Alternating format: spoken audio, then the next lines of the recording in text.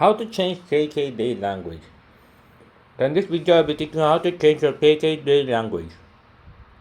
When changing your KKday language, all we need to do is open up your KKday. Sorry guys, I think I think I have a little bit of cough. So yeah, there you go. So open up your KKday. Once you open up your KKday, click on my account on the bottom right corner right here. After pressing that right there, click on the settings icon on the top right corner.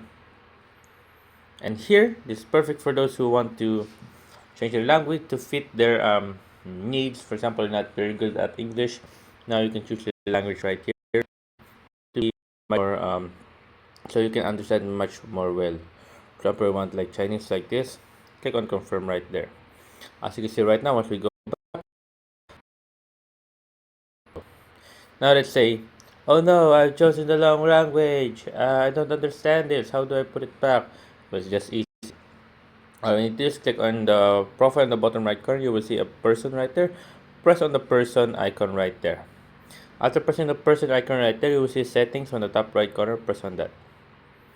After clicking on settings icon right here, you will see here, just go down, you will see there's two choices. Click the upper choices with the letter right there.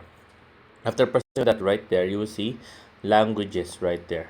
We have languages, English, there we go. Now we're gonna put it back on its default language. Now, next thing we need to do is click on the right blue right there, or the right blue.